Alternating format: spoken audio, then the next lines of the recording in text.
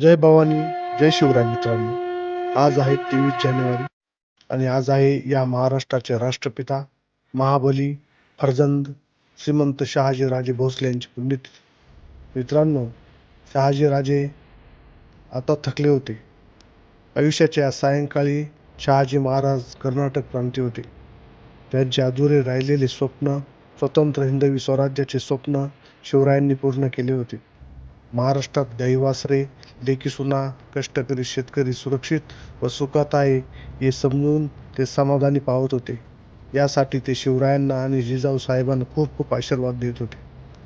महाराज साहेब जरी थकले होते तरी शौर्याची रग शांत झाली नव्हती. ते स्वाऱ्या शिकाऱ्या करीत होते आणि 23 जानेवारी 1664 रोजी घात झाला.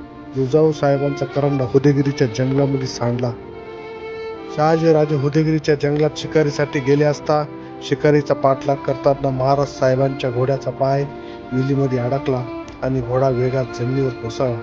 महाराज साहेबही खाली पडले. खाली पडतात महाराज साहेब बेशुद्ध झाले. अंगरक्षक सेवेकरांनी मुक्कामी आणून उपचार सुरू केले, पण यश आले नाही. या महाराष्ट्राचे राष्ट्रपिता, महाबली, फर्जंद शहाजीराजे भोसले यांनी 23 जानेवारी 1664 रोजी या जगाचा निरोप घेतला. शहाजी महाराज यांची समाधी कर्नाटक येथे उदयगिरी येथे आहे.